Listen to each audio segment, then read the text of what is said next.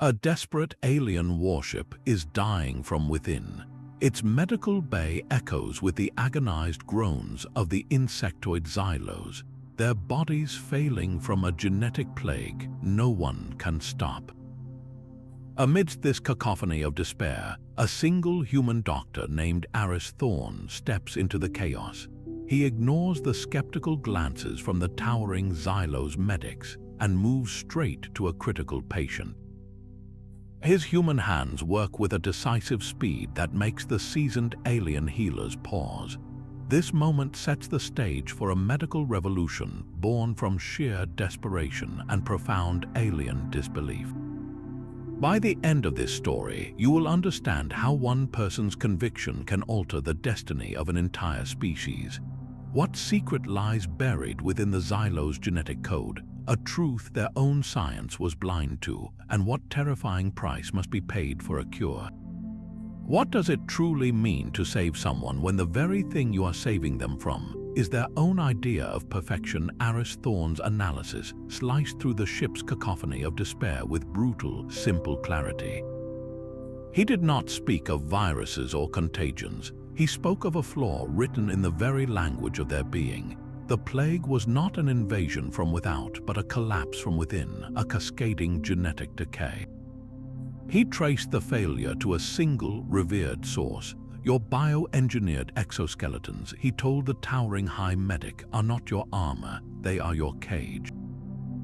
The very technology that had made the Xylos a dominant warrior species was now systematically unraveling them. It was a poison delivered over generations, a slow-motion suicide they had mistaken for strength. He stood before the high medic, a figure of immense authority and rigid tradition, and delivered a diagnosis that felt like blasphemy. Your technology is killing you. You have been treating a symptom, not the cause. The air in the med bay grew cold and heavy. The declaration was met with a wave of pure, unadulterated hostility. How dare this soft-skinned, short-lived creature from a backwater world insult their greatest achievement? To them, he was not a doctor offering a cure. He was a heretic desecrating their most sacred truths. Yet within that hostility, a single seed was planted, a terrifying truth that could not be unthought. For the first time, the Xylos leadership was forced to look upon their own glory and see a possible tomb. The source of their salvation, if it existed at all, would have to come from the one place they had never considered looking, the very person they were conditioned to despise. What do you do when the foundation of your entire civilization is the very thing that is murdering you? A piercing shriek of rending chitin tore through the medical bay's low hum. The critical patient, a warrior whose carapace was already webbed with cracks, convulsed violently. Containment fields flickered and died as a forelum, sharp as a blade, slammed through the failing energy barrier. Panic was a physical force in the room. This was the moment every Xylo feared, the uncontrolled decay becoming a contagion of violent collapse. Aris Thorne did not hesitate. While the alien medics recoiled, their protocols offering no solution to this cascade of systemic failure, he was already moving. In his hand was a hypo-spray loaded with a solution the Xylos would consider poison, a stabilizer derived from human cellular enzymes. It was a calculated gamble based on a theory they had rejected. He slammed the device against the warrior's exposed, softer tissue and triggered the injection. The effect was instantaneous. The violent convulsions ceased. The warrior's body, which had been a bowstring of agony, went limp, its breathing shifting from ragged gasps to a deep, steady rhythm. The silence that followed was louder than the alarm. That silence was broken by the heavy steps of the guards. Aris offered no resistance as he was disarmed and escorted from the bay. His act of medical defiance was, in their eyes, a profound breach of law. He was confined to his quarters, the door sealed. He had saved a life, and his reward was to be treated as a criminal. Yet the evidence was now breathing calmly on the med bay table. The warrior was stable. The decay had not just been paused, it had been reversed. That single, undeniable success created a fissure in the unshakable foundation of Xylos' command. For the first time, the rigid hierarchy was faced with an impossible question. Do you punish the heretic, or do you beg him for the cure? The heavy door to his quarters hissed open, not with the force of guards, but with the quiet authority of the High Medic. Aris Thorne was escorted not to a brig, but to the heart of the ship, a chamber he had only heard of in whispers. The air here was thick with the scent of antiseptic and ancient dried chitin. Before him sat the Council of Elders, the oldest and most revered of the Xylos species. They were monuments to their own decay, their magnificent exoskeletons etched with deep fissures, their movements slow and pained. They were living proof of the very crisis he had diagnosed. To them, Aris was not a savior. He was a primitive, a relic from a species that had never shed its soft, organic origins. His methods were an affront to their entire history. One elder spoke, his voice a rasping vibration. You propose we abandon the strength of our form for the weakness of flesh. You would have us become like you. Aris met their collective gaze, a single human standing before a tribunal of crumbling giants. He did not plead. He presented a truth they were physically incapable of seeing. Your pursuit of perfection, he stated, his voice clear and steady, has made you fragile. You built a fortress around yourselves, but a fortress cannot adapt. It can only ever be besieged, and eventually it will fall. True strength does not lie in static purity. It lies in adaptability. It is the resilience of the living cell, not the unyielding strength of the engineered plate. The chamber erupted in a discordant chorus of clicks and rasps. The heresy was now complete. He had not only diagnosed their physical ailment, he had condemned their entire philosophical foundation. But within the outrage, a shift occurred. A younger council member, her carapace still bearing the vibrant hues of her prime, remained silent. She and others like her watched the trembling elders, these paragons of a failing system, and they heard the human's words not as blasphemy, but as a terrifying key. They began to see the cracks not as honorable scars, but as the writing on the wall. A secret schism was born in that chamber, a pragmatic faction that understood a terrible truth. To survive, they might have to unmake themselves. The sealed door to the morgue slid shut with a whisper, locking Aris and the young medic Crix in a tomb-like silence. The air was frigid, carrying the sharp, metallic scent of preservation fluids and the faint, sweet odor of decay. On the central slab lay the body of a warrior, his magnificent exoskeleton a tragic mosaic of fractures.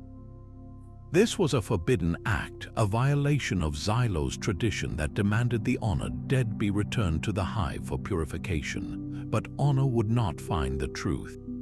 Crix's manipulators trembled slightly as he activated the sonic scalpel. His own carapace, still a vibrant, healthy blue, seemed to accuse the silent elder on the table.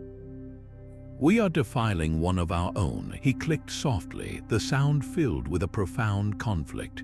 Aris placed a hand on the cold table, his soft, fleshy fingers a stark contrast to the hard chitin. We are saving the rest, he replied, his voice low and steady. The only way to understand the collapse is to see where the foundation is crumbling. The initial incision revealed nothing out of the ordinary, just the complex biological machinery the Xylos took for granted. But Aris guided Crix deeper, past the major muscle clusters, toward the central nerve trunk protected by the spine. It was there, nestled against the neural cord like a parasitic growth, that they found it. A cluster of synthetic nodes, smooth and obsidian, fused directly to the vertebrae. These were the strength of hive nodes, the bioengineered marvels that regulated the density and growth of the exoskeleton. They were the very source of Xylo power, the cornerstone of their identity. Crix let out a low, shocked hum. He scanned the nodes with a medical tricorder. The reading was not one of vibrant, life-giving energy. It was a reading of slow, systemic poison. The nodes were leaching trace amounts of radioactive heavy isotopes directly into the central nervous system and bloodstream. This was not a sudden failure. This was a timed release, a slow, generational poisoning. The very technology that gave them their legendary resilience was molecule by molecule erasing their genetic integrity. The plague was not a disease. It was radiation sickness amplified and accelerated over generations until the body's ability to repair itself simply shattered. The cure would not be a simple injection. It would require a systemic purge, the complete and total removal of the nodes from every living Xylo. It meant convincing a warrior culture that to save themselves, they must willingly dismantle the source of their strength. The truth was now a physical thing, lying cold on the slab between them. The sterile air of the med bay was thick with the scent of ozone and fear. On the central table lay Vorlag, a warrior whose name was sung in war chants, his body now a canvas for a desperate experiment. Aris Thorne's hands moved with a calm that felt alien in the tense silence, preparing a serum that was part antidote, part catalyst. It was designed to do one thing: accelerate the very decay they were fighting, forcing the body to shed its poisoned shell in a single traumatic purge. Crix watched, his own carapace trembling with a dread that echoed through the observing medics.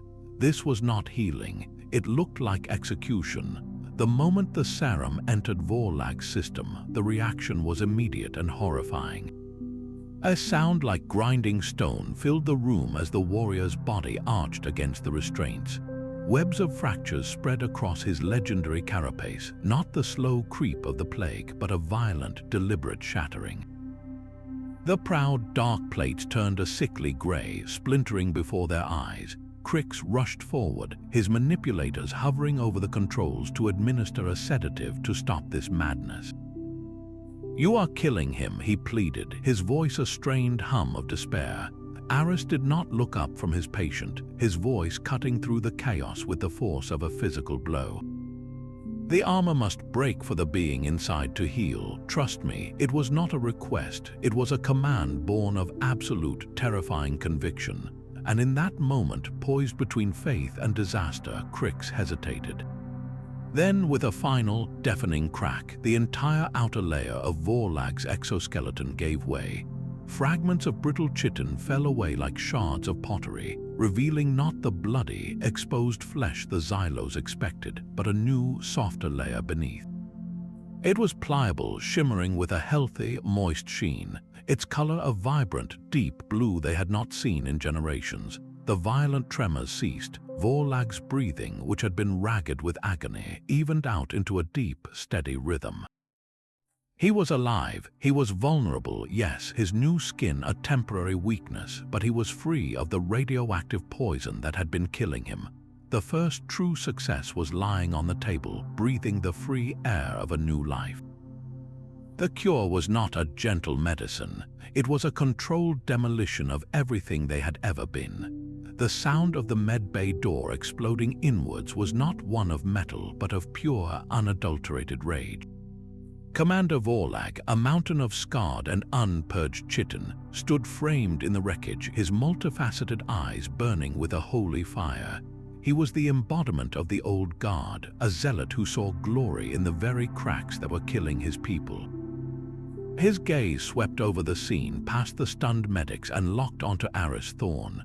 "You," he snarled, the word vibrating with contempt, "you strip us of our glory, human. You make us soft, you make us weak." Behind him, a mob of traditionalist warriors, their forms still encased in the very armor that was their tomb, surged forward. They had come to reclaim a brother, to stop this sacrilege, to purge the heretic. But the warrior they had come to save was already standing. The newly purged Vorlag rose from the medical table, his body still glistening, his movements fluid and unencumbered by the weight he had carried his entire life. He did not look weak, he looked free. He stepped between the commander and the human doctor, his posture not one of aggression, but of simple, unshakable resolve. "You are mistaken, Commander." His voice was quieter than the zealot's roar, yet it carried through the bay with absolute clarity.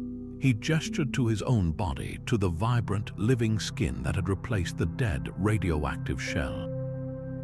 This is not weakness, this is the removal of our chains. The human did not strip me of glory. He gave me back my future. The mob halted, their fury faltering in the face of this living, breathing contradiction to everything they believed. Here was one of their most celebrated warriors, standing taller without his artificial armor. His loyalty irrevocably shifted from the traditions of the hive to the doctor who had freed him. The schism was no longer a secret debate in council chambers. It was now a physical line drawn in the med bay, with a redeemed warrior standing on one side and a commander, still trapped in his crumbling fortress, on the other. The cure was no longer just a medical procedure. It had become a civil war. The silence in the med bay was shattered by the ship-wide comm system crackling to life. It was not an alarm, but a summons. The high medic's voice, strained and formal, announced a mandatory assembly. A debate would be broadcast to every deck, every screen, every soul aboard the vessel. The schism was no longer contained. It was being put on trial for the entire species to witness. The chamber chosen was the ship's grand concourse, a vast hall usually reserved for military ceremonies. Commander Vorlag stood at one podium, a monolith of unyielding tradition, his scarred carapace a testament to the old ways. At the other stood Aris Thorne, a lone figure of soft flesh, his only armor the certainty in his eyes. The air itself felt charged, thick with the weight of a decision that would define their future. Vorlag spoke first, his voice a rolling thunder of condemnation. He spoke of honor, of the unbroken line of warriors who had worn the exoskeleton with pride. He called the humans' cure a desecration, a coward's path that would leave them naked before their enemies. He painted a future of humiliation where the mighty Xylos would be reduced to pathetic, soft-skinned creatures. His words were a fortress built to protect the past. Then it was Aris' turn. He did not raise his voice, he did not need to. He simply looked at the commander, at the very armor the warrior prized so highly, and he asked a question that echoed in the silence of 1,000 listening posts. You call this strength? The entire ship seemed to hold its breath. He gestured not with anger, but with a profound, aching pity. I call it a cage. You have spent generations perfecting these bars, polishing them until they shone, never realizing you were building your own prison. My people learned a different lesson. True evolution is not about building a better shell. It is about learning to live without one. It is about adaptability, about the resilience of the spirit, not the rigidity of the plate. His words did not land like weapons. They landed like keys, clicking into locks that had been sealed for millennia. All across the ship, younger Xylos, those who had watched their elders slowly petrify and crack, felt something stir within them. They looked at their own vibrant, uncracked carapaces and saw not their future glory, but their future tomb. In the engineering bays, in the mess halls, in the living quarters, low murmurs began. They were questioning the sacred texts. They were debating the words of the elders. For the first time in 1,000 years, the hive mind was not a single voice. It was a chorus of dissent. The social unrest was immediate and visible. Traditionalist warriors squared off against younger crew members who now saw the old ways as a death sentence. Work routines faltered. The rigid discipline that governed their society began to show fractures as deep as those in the elders' shells. The debate had not provided an answer. It had torn the question wide open, and the entire ship was now living in the chaotic, terrifying space of that opening. The silence of the debate was shattered by the hiss of a hidden vent. Commander Vorlag, defeated in the court of public opinion, had turned to a far more insidious weapon. It was not a bomb, but a bioagent, a meticulously engineered counterplague designed to seek out and attack the new, unpurged biology. His logic was brutally simple. If the human's cure created weakness, then a targeted virus would prove it. The traditionalists watched from the shadows, expecting the newly softened Xylos to fall into agonized convulsions, their bodies rejecting this unnatural state. They waited for the triumphant collapse that would vindicate their ways. It never came. The virus, a masterpiece of malicious design, found no purchase. It slid off cell walls that were now dynamic and adaptive. It was met not with the brittle, static defense of the old exoskeleton, but with a living, responsive immune system that the Xylos had not possessed in generations.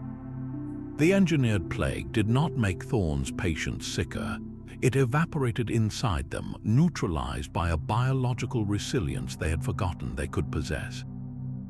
Their failure was not just silent, it was catastrophic for the old guard. Their ultimate argument, their final proof of human fallibility, had turned to dust within the very bodies they sought to condemn. The attempt to discredit the cure had instead become its most powerful demonstration. The old ways were not merely obsolete, they were actively, dangerously flawed, willing to murder their own in a desperate bid to be proven right.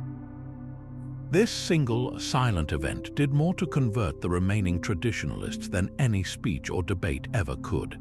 How do you argue with a weapon that refuses to fire? How do you claim superiority when your most advanced malice is brushed aside by the very life you called weak? The schism was over. The war for the soul of the Xylos had been won not with force, but with a profound, unanswerable biological truth. The ship's main hangar bay echoed with the sound of betrayal. In the cold, cavernous space, a group of traditionalists led by Commander Vorlag moved with a grim finality. They were not staging a coup, they were performing a funeral. They boarded a long-range shuttle, their movements sharp with defiance, and sealed the hatch. The most devastating cargo they took was not weapons or supplies, but the pure genetic codex, the master record of the original, unaltered Xylos genome. To them, this was not theft. It was a holy rescue mission, saving the soul of their species from the humans' corruption. The shuttle disengaged from the mothership with a violent shudder and shot into the void, a tiny ark carrying the ghosts of a dead future. Silence descended upon the main vessel, a void more profound than the one outside the hull. The remaining Xylos stood in corridors and on observation decks, watching that pinprick of light vanish into the infinite black. They were marooned. The traditionalists had taken the blueprint for their past, the only path they had ever known. There was no going back. The choice was now terrifyingly simple. They could cling to the dying embers of the old ways and perish with their fleeing brethren, or they could take a blind, staggering leap of faith into the unknown, guided by the one person their entire culture had been conditioned to despise. All eyes, multifaceted and glowing with a dawning fear, turned to Aris Thorne. He had not sought this. He was a doctor, not a prophet or a general. But in that moment of absolute crisis, he was the only fixed point in their collapsing universe. He was the sole architect of a possible tomorrow. His role shifted in an instant from a controversial physician to their de facto leader. The weight of an entire species' future settled onto his human shoulders. He looked out at the faces of the crew, these magnificent beings who had just been abandoned for choosing life over dogma, and he knew the real work was only just beginning. The cure for their bodies was underway. Now they had to build a cure for their shattered civilization. A cold dread settled in the pit of Aris Thorne's stomach as he stared at the empty data vault. The traditionalists had not just stolen their past, they had stolen the future. The pure genetic codex was more than a historical relic. It was the only known record of the Xylos genome before the bioengineering of the strength of hive nodes. His current cure was a brutal, controlled demolition, forcing the body to purge the poison and regenerate from the damaged template that remained. It was a temporary fix. Without the original blueprint, the underlying genetic instability would remain, a time bomb passed down to their children. The true, permanent cure was now speeding away from them on that renegade shuttle. "We have to go after it," he said, his voice cutting through the stunned silence on the bridge. The new captain, a pragmatic female named Zara who had undergone the purge, turned her multifaceted eyes toward him. Their ship was a warship, not a pursuit vessel, and the shuttle had a significant head start. A direct chase was impossible, but Aris had studied the schematics.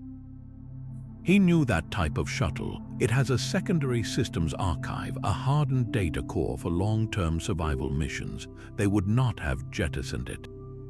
They will have hidden themselves, he argued. They will find a quiet asteroid field or a dead moon to wait us out. But they cannot run their life support and the archive's high security encryption indefinitely. They will have to power down the archive to conserve energy, leaving it isolated and vulnerable for a brief window. It is our only chance. The mission was insanity. A small, unarmed craft would have to slip past the shuttle's automated defense turrets, dock silently, and infiltrate a vessel filled with hostile, fanatical warriors. Zara looked at the human, then at the faces of her crew, these beings who had chosen a fragile hope over a certain glorious death. She assigned him a team of 4 volunteers, all newly purged, led by the warrior Vorlag. "Your strength saved me," Vorlag said to Aris, his new, pliable skin reflecting the low bridge lights. "Now my strength will serve you." The journey was a tense, silent glide through the void. They found the shuttle exactly where Aris predicted, nestled in the craggy shadow of a lifeless planetoid, its systems dark to avoid detection. Their approach was a masterclass in stealth, using the asteroid's own radiation to mask their engine signature. The real test came with the docking maneuver. One wrong move, one scrape of metal, and the automated point defense lasers would reduce their craft to glittering dust. Vorlag piloted with an instinctual grace, his movements fluid and precise without the heavy carapace, slipping their ship into the docking collar with a whisper-soft clang. The interior of the shuttle was a tomb, cold and dark, the air stale. The traditionalists were in cryo-sleep, their bodies frozen in time, clinging to their dream of a pure past.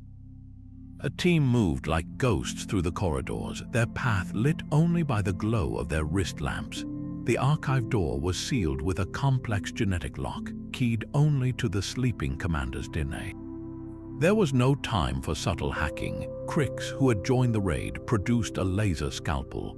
"This will be a violation," he murmured, but his hands were steady as he carefully extracted a single cell from the commander's frozen hand.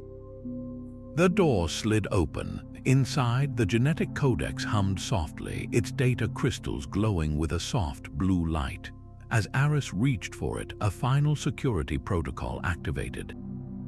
A containment field snapped into place around the core, and a robotic defense drone detached from the ceiling, its weapons charging. There was no room for tactics in the cramped space. It was Vorlag who moved, throwing himself in front of Aris as the drone fired. The energy blast seared across his shoulder, but his own return fire, calm and aimed, shattered the drone's core. He stood, wounded but resolute, as Aris deactivated the field and secured the codex. On the return journey, Aris tended to Vorlag's injury, the act of healing now a shared ritual.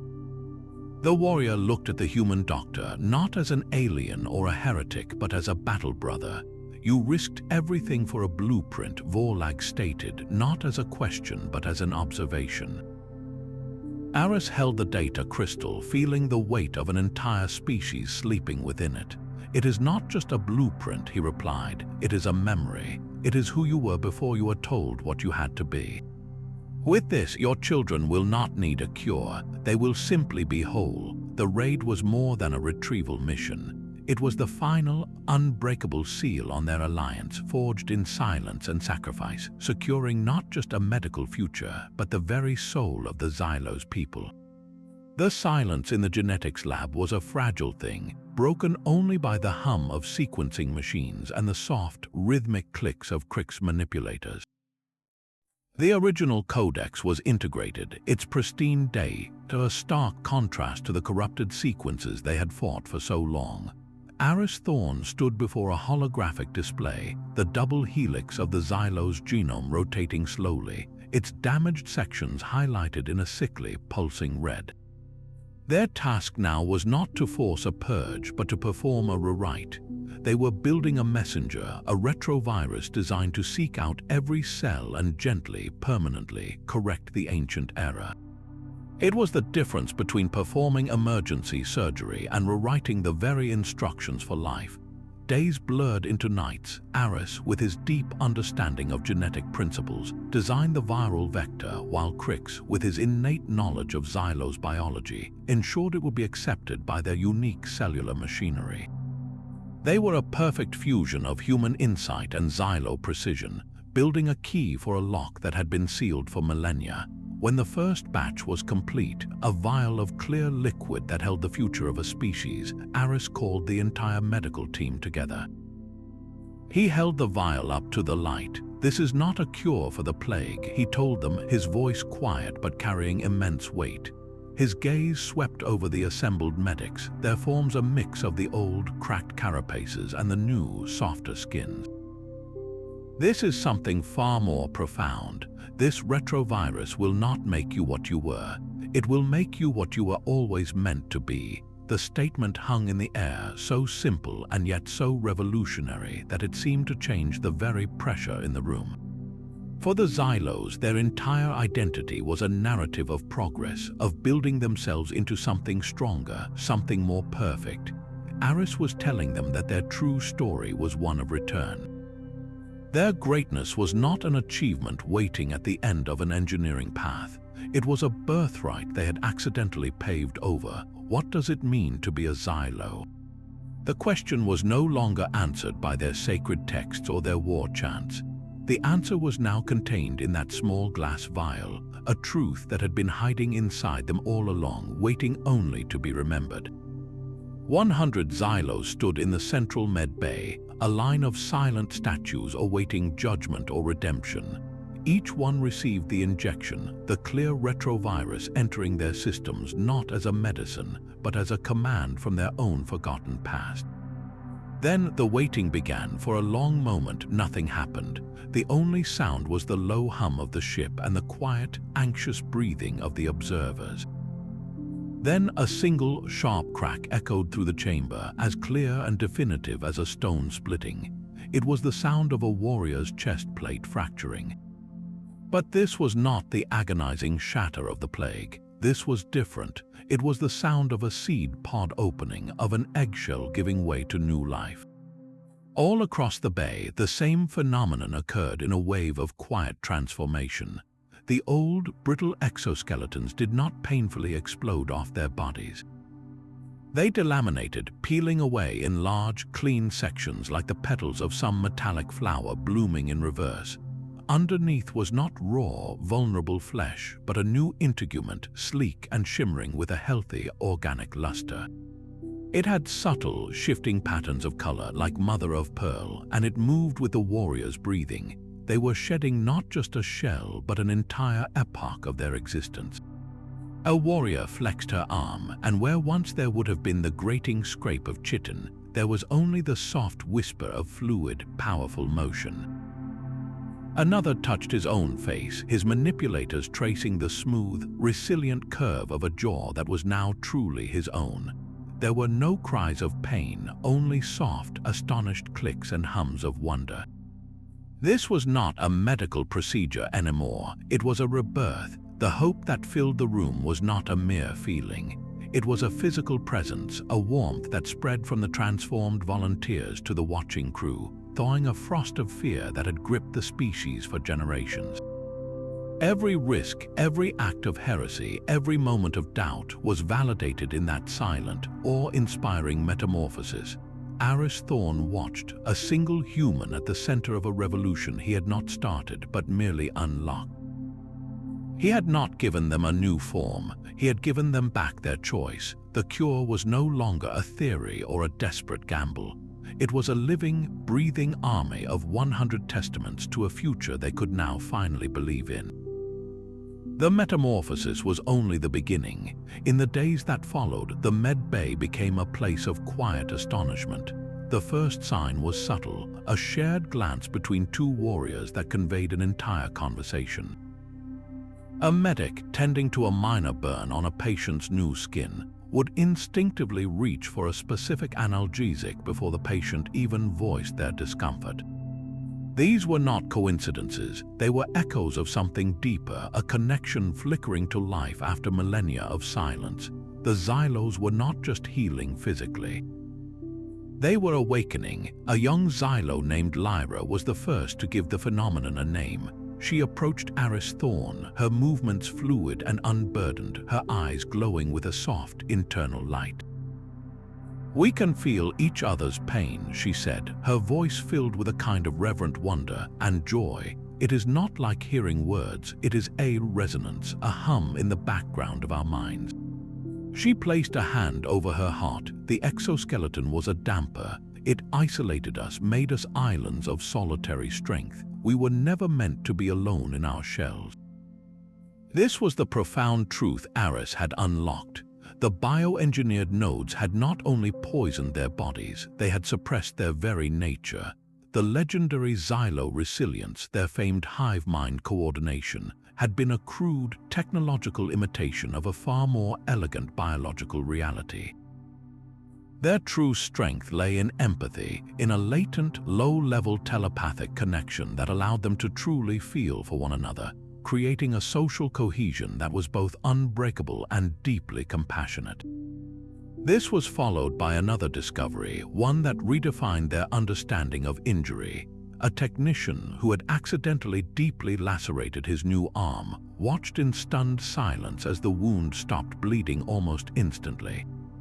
Within an hour, a faint, silvery sheen had formed over the cut, and by the next day, only a smooth, faint line remained. Their regenerative capabilities, once slowed to a crawl by the metabolic strain of maintaining their artificial armor, were now operating at an astonishing rate. They were becoming more durable not through unyielding plates but through a fluid, organic ability to heal. The cure had not simply restored them, it had revealed them. The Xylos were not the unfeeling, impervious warriors their history had demanded they become. They were a deeply communal, empathic, and resilient species whose true potential had been locked away by the very technology they believed was their salvation. The fortress they had built had not protected them. It had only kept them from discovering who they really were. The silence of their newfound peace was shattered by a transmission, a voice from the void that was chillingly familiar. It was Commander Vorlag, broadcasting on every frequency, his voice a grating symphony of outrage and condemnation. He did not speak of a cure or a plague. He spoke of a sacrilege. He branded the transformed Xylos with a new name, one meant to scar and isolate. He called them the Unshelled. In his eyes, they were not a liberated people. They were a walking blasphemy, a heresy of flesh that had abandoned the sacred form of their ancestors. His message was not a declaration of war, but a promise of purification. He swore an oath to hunt down this new weakness, this sickness of spirit, and scour it from the galaxy. The medical conflict was over. In its place raged an ideological holy war. The schism was now a chasm stretching across star systems, with two visions of the Xylos' future hurtling toward an inevitable, violent collision. One side saw a return to true strength. The other saw the annihilation of their entire cultural soul. This was no longer about who would survive. It was about what version of survival would be allowed to exist. The fate of the species now hinged on a battle not of weapons, but of meaning itself. The Unshelled were free, but they were also exposed. Their new forms, while resilient, offered no defense against a plasma rifle or a monomolecular blade. The traditionalists still possessed their warships, their heavy armor, and a doctrine of warfare built entirely around frontal assault. A direct confrontation would be a massacre. Aris Thorne saw the fear in their eyes, the instinctive urge to rebuild their old shells, to retreat into the safety of a familiar tomb. He gathered the new captains like Zara and Vorlag in a strategy room, the star charts glowing between them. "You cannot fight them the way they expect to be fought," he told them, his voice calm but firm. "Their entire strategy is predicated on a wall of chitin meeting a wall of chitin. You no longer have that wall, so you must never be where they aim their blows." This was a revolution in thought more shocking than the genetic metamorphosis.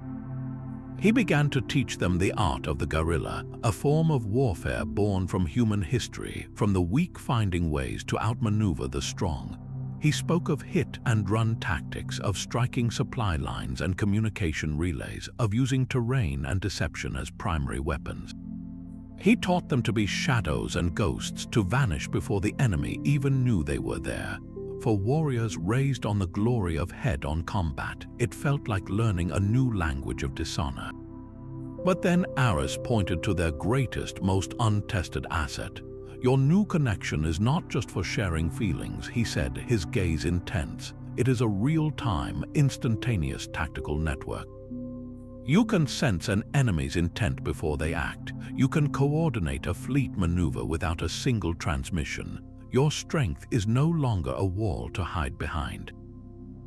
It is the network that connects you. Use it." The first drills were clumsy, a chaotic ballet of missteps and frustration. They were trying to think as individuals while feeling the confusion of the entire group.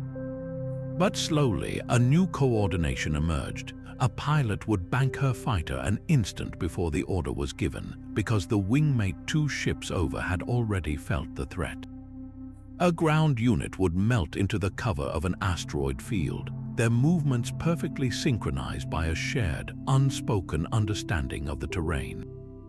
They learned to project false emotional signatures, to appear panicked and scattered to the empathic senses of any traditionalist scouts, luring them into carefully laid traps.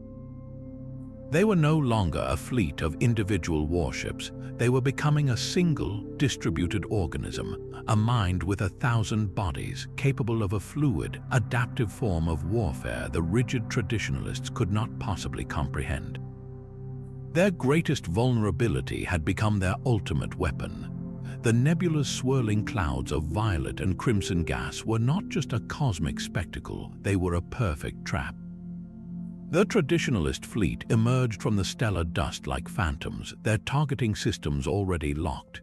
Inside the main vessel, alarms blared, but the crew felt a different signal, a shared pulse of calm that flowed through their empathic network. They saw the enemy formation not through flickering screens obscured by radiation, but through a collective, intuitive understanding of hostile intent. Commander Vorlag's voice crackled over the calm, a declaration of final judgment. "You cannot hide your weakness in this fog, unshelled. Prepare for annihilation." His ships, hulking and powerful, advanced in a rigid, predictable battle line, their strategy unchanged for 1,000 years. They expected to smash through a disorganized and panicked defense. They found none. Instead of scattering, the unshelled ships moved with an impossible synchronicity.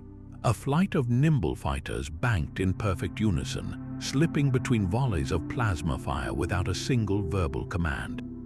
They flowed around the larger enemy vessels like water around stones. A traditionalist cruiser would power up its main cannon, only to find its target had already drifted out of the firing solution, because every unshelled pilot had felt the surge of aggressive focus from the enemy gunner a full second before he fired. They were not just predicting enemy moves, they were feeling them. The battle was a silent, beautiful, and terrifying dance. One unshelled frigate, seemingly caught in a crossfire, executed a role that should have been suicidal, but it passed through a gap that only existed because 2 other ships had drawn enemy fire at the precise moment to create it. They were not a fleet of individual captains. They were a single consciousness with 1,000 hands. The traditionalists descended into chaos. Their rigid formations became a liability. Their communication channels jammed with confused reports of enemies that were there one moment and gone the next. They were giants swatting at ghosts, their overwhelming firepower useless against an opponent that was never where they aimed. The unshelled did not seek to destroy. They targeted engine nacelles and weapons arrays with surgical precision, disabling ship after ship, leaving them adrift and powerless in the colorful void. When the last traditionalist cruiser drifted silently, its systems neutralized, the nebula fell quiet. The victory was absolute, and it had been achieved without a single loss of life on their side. On the bridge of the mothership, Aris Thorne watched the silent, drifting fleet. He had not given them a new weapon, he had returned to them their true nature. The Xylos had not won through superior technology or brute force. They had won because for the first time in their recorded history, they were truly, completely, and instinctively united. The very concept of a solitary warrior was now obsolete. The command deck of the drifting flagship was a tomb of shattered pride. Commander Vorlag stood in the center of it, his once imposing form held upright only by the rigid defiance in his spine. His magnificent carapace was scarred and scorched, a map of his catastrophic failure. Before him stood Aris Thorne, the human, the architect of his ruin. Vorlag's multifaceted eyes, burning with a mixture of hatred and profound confusion, scanned the faces of the unshelled crew surrounding him. They looked upon him not with triumph but with a calm, unnerving pity. He expected the cold bite of an energy blade, the final, honorable purge for a traitor to the true form. He braced for it, ready to spit his last breath in defiance of this soft-skinned heresy. Instead, Aris simply held up a hypospray, its chamber filled with the same clear liquid that had transformed his entire world. "This is the cure, Vorlag," Aris said, his voice devoid of any gloating or malice. "The same choice I offered everyone else. I am not here to create a new master. I am here to offer you a choice you never had." The statement landed not as a threat, but as a key turning in a lock Vorlag did not know existed. His entire life, his every belief, had been built upon the absence of choice. The exoskeleton was not an option, it was a mandate. Strength was not a path, it was the only destination. To be offered a selection between two futures was a concept so alien, so fundamentally disruptive, that it short-circuited his rage. He had prepared for death, for martyrdom. He was utterly unprepared for grace. Why? Vorlag rasped, the words scraping from his throat. "Why would you do this? To prove your victory, to humiliate me?" Aris shook his head, a very human gesture that carried a universe of meaning. A victory that requires your annihilation is no victory at all. It is just another kind of extinction.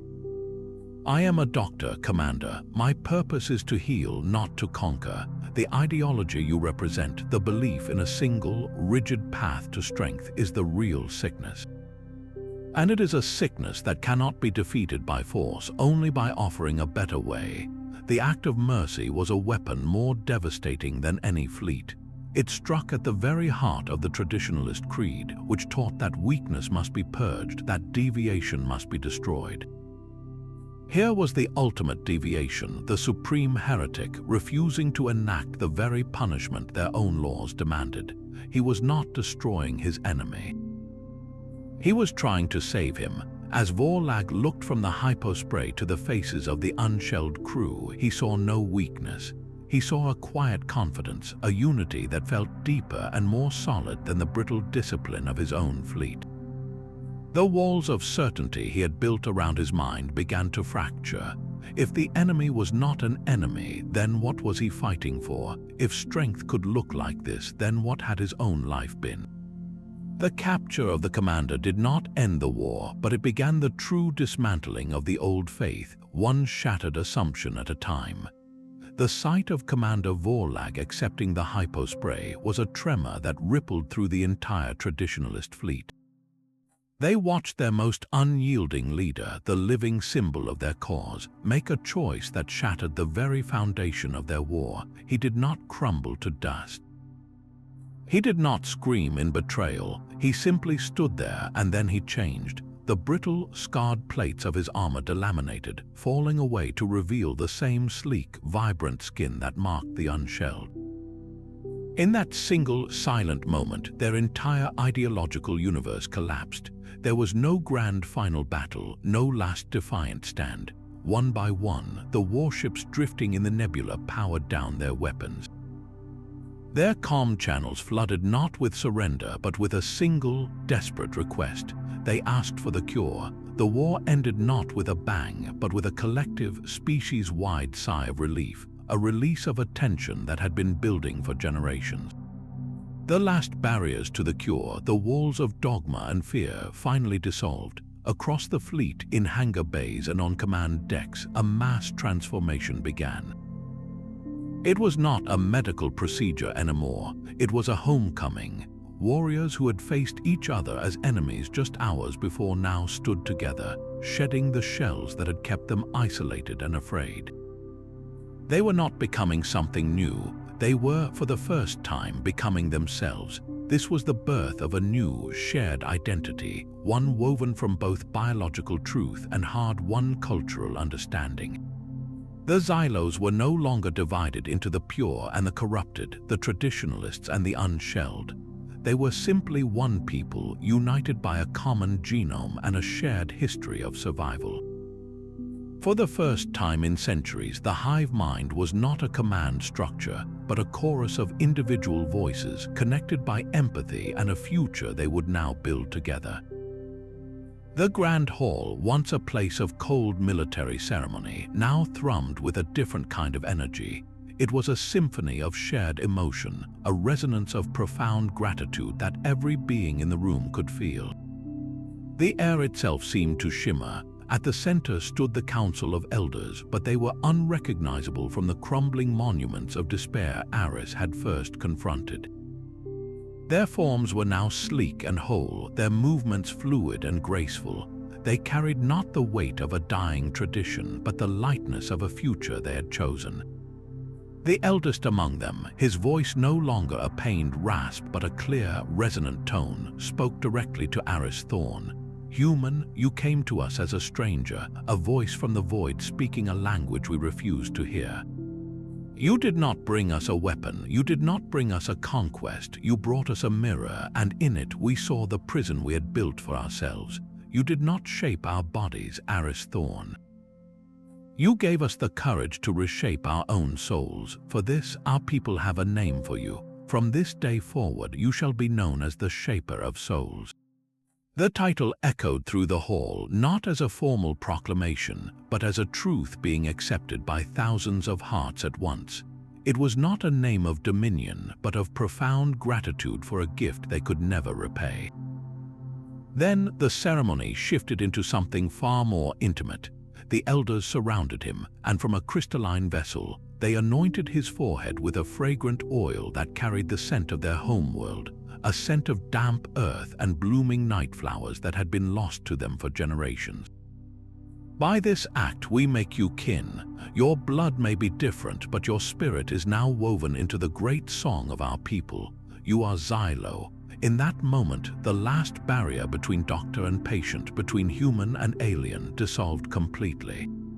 The broadcast of this event did not simply show a political alliance or a diplomatic agreement. It showed a weeping human man being embraced by a species of empathic giants, their shared joy radiating through the empathic network to every corner of their empire. It was the final, undeniable symbol that their transformation was not a defeat, but a willing evolution, a choice to embrace a new identity born from the compassion of a single, stubborn soul from a distant world.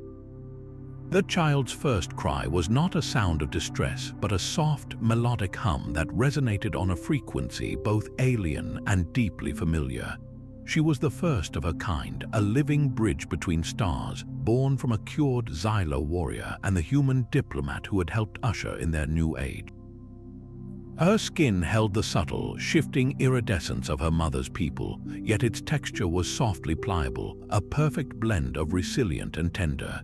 In her wide, curious eyes, the multifaceted glow of the Xylo was tempered by the round, expressive pupils of a human, reflecting not just light but a profound and understanding soul. She was not a hybrid in the sense of being a compromise. She was a synthesis, a seamless fusion of two evolutionary paths that had, against all odds, found a way to become one.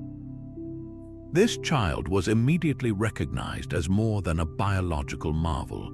She became a living symbol, a quiet answer to the fears that had once torn their society apart. The traditionalists had wailed that the cure was an ending, the death of the true Xylo, but here was the proof that it was the opposite. It was an awakening, an evolution that had unlocked not just their past but their future. Her very existence demonstrated that the Xylos species was now open to the galaxy in a way their old, rigid shells had never permitted. They were no longer a fortress wary of contamination. They had become a garden ready to cross-pollinate with the universe. Her parents named her Ilara after an ancient human star of guidance, and she was a guide. The infant's empathic connection was not limited to her own kind. She could sense the emotional state of the human crew members, offering a gurgling laugh to soothe a hidden anxiety, or reaching a tiny hand toward someone burdened with grief. She was the first true universal empath, her biological network encompassing two species. Where the old Xylo hive mind had been a tool for coordination, her innate connection was a gift for understanding. She was the embodiment of their new strength, not in unyielding armor, but in boundless, adaptive compassion. Her birth did not mark a final chapter in the story of the cure. It was the first page of an entirely new book, one whose title was written in the shared genetic code of two peoples, finally united. The Chamber of the Galactic Council was a monument to 1,000 different kinds of perfection. Beings of crystalline structure sat beside entities of pure energy, and biological life forms whose forms were so meticulously engineered they seemed more like art than anatomy. When Dr. Aris Thorne and the Xylo delegation took the central dais, the contrast was stark. Here was a human, a species known for its messy adaptability, standing beside the once rigid Xylos, who now moved with a fluid grace that defied the Council's understanding of strength. Aris did not present complex data streams or technical schematics. He simply introduced the Xylos themselves. He told the story not of a cure, but of an awakening, of how embracing their own flawed, original genome had saved them. He explained that their greatest medical breakthrough was not an invention, but a subtraction, the removal of the very technology they had believed was their salvation. The pursuit of static, engineered perfection, he argued, had been their cage. True biological advancement, he proposed, was not about building a better fortress. It was about learning to live without one.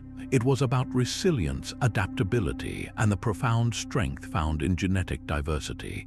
The cured Xylos then shared their own testimony, not as patients but as living proof.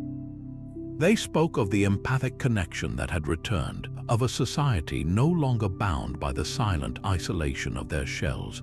They demonstrated their regenerative abilities, showing how a wound could heal in hours instead of weeks.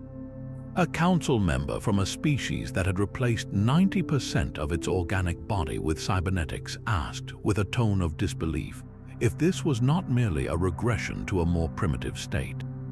The lead Xylo elder, her voice calm, offered a simple reply. Is a river primitive because it flows? Is a forest weak because it bends in the wind? We did not go backward. We remembered how to grow. The impact was seismic. Across the galaxy, bioengineers and geneticists watched the broadcast, and a fundamental assumption shattered. For centuries, the pinnacle of medicine had been seen as the elimination of flaw, the engineering of perfect, unassailable biological systems. The Xylo story revealed the fatal error in that logic. A system that cannot adapt is a system already in its death throes. The cure sparked a revolution, a new paradigm now known as adaptive biosymbiosis. Worlds that had been slowly petrifying their populations in crystalline matrices began research into reversing the process. Species suffering from their own version of the Xylo plague, diseases of engineered perfection, reached out. The galactic understanding of medicine shifted from one of control to one of collaboration, from dominating biology to working with its inherent, chaotic, and magnificent potential. The most advanced medicine in the galaxy was no longer about building a stronger wall. It was about teaching the body how to dance. The air on Viridia was thick with the scent of night-blooming jasmine and damp soil. Aris Thorne sat on a stone bench beside Crix, their view overlooking a valley where Xylo children, their skin shimmering in the twilight, played in a field of bioluminescent moss. The silence between them was the comfortable kind, earned through years of shared struggle and hard-won peace. Crick's movements were slower now, his form still sleek but bearing the gentle marks of time, a soft weathering that spoke of life fully lived. He turned his multifaceted eyes toward Aris, the glow within them warm and reflective. "You know, Aris," he began, his voice a soft, resonant hum. "You taught us that our greatest weakness was our fear of being weak. We spent millennia building walls, convinced that any crack was a failure. We never understood that the crack is where the light gets in. By shedding our armor, we found our true strength. It was never about the shell we lost, it was about the heart we rediscovered. The change was never just in our bodies, it was in our minds. We had to unlearn 1,000 years of fear." His words hung in the warm air, a perfect summary of a journey that had reshaped a species. The physical cure had been a dramatic, visible metamorphosis, but this was the deeper, quieter truth. The real transformation was the courage to be vulnerable, to accept that true resilience is not about being unbreakable, but about having the capacity to heal, to connect, to feel. On that bench, watching the next generation play without a single memory of the plague or the war, the legacy was clear. They had not traded strength for weakness. They had finally learned the difference between the two. The soft, melodic hum of the children's collective focus filled the sunlit learning grove. Here, on the new Xylo homeworld, the air itself seemed to vibrate with a quiet, shared understanding. A class of young ones, their skin shimmering with the natural, pearlescent hues of their true biology, sat in a circle. They were the first generation born entirely free, never having known the weight of an engineered shell or the silent isolation it imposed. Their teacher, a Xylo elder whose own form was a testament to the great change, did not begin with a list of dates or battles. She began with a feeling. She asked them to close their eyes and listen to the hum of the grove, to feel the gentle press of each other's presence in their minds. This, she told them, is our oldest memory. This connection is our first language. The story of the human shaper is not a story of our weakness, but of how we remembered how to speak it again. The children listened not to a legend of a distant, godlike savior, but to the account of a friend who helped their grandparents find a lost key. They learned that the great enemy was not a monster from the stars, but a single, stubborn idea, the belief that strength must be hard, silent, and alone. One child, her brow furrowed in thought, asked why the old ones were so afraid to change. The teacher did not condemn the past. Instead, she painted a picture they could understand. She asked them to imagine their own bodies encased in stone, beautiful and strong, but unable to feel the rain or hug a friend. They had built a magnificent statue of themselves and then forgot they were the living being trapped inside. The lesson was not about a medical procedure. It was a lesson in courage, the courage to question what everyone else believes is true. The children's history texts were not scrolls of laws or military triumphs. They were stories of empathy, of the first hesitant moments of trust between species, of the painful but necessary shedding of an identity that no longer served life. They learned that their culture's greatest artifact was not a weapon or a throne, but a single, clear vial and the choice it represented. In their games, they did not play at war. They played at building bridges of light between trees, their shared empathy allowing them to construct intricate, invisible patterns of cooperation that a solitary mind could never conceive. They were living the lesson, their very biology a daily reminder that their strength was rooted in their community, in their ability to feel for one another and adapt as one. The story of Aris Thorne was woven into their songs and their science, a permanent thread in the fabric of their reborn world, ensuring that the fear which once crippled their people would never again take root. From his quiet vantage point above the city, Aris Thorne watched the unveiling ceremony unfold. A flowing silver cloth slipped from the towering statue, revealing not a stern, heroic figure, but a simple, thoughtful man, one hand extended in offering, the other resting open at his side. It was a monument not to conquest but to choice. The city below teemed with life, a vibrant tapestry of Xylos and humans moving together, their shared laughter and quiet understanding carried on the evening breeze. He saw children with shimmering skin playing alongside human kids, their games a seamless, empathic dance. This was the true legacy, not carved in stone, but living and breathing in the streets. His final thought was not a proclamation, but a quiet truth spoken to the stars. I did not change them, I just showed them the door. They were the ones brave enough to walk through it. The endless potential of the galaxy stretched out before him, a silent promise that the greatest discoveries are not about remaking others in our image, but in having the courage to help them remember their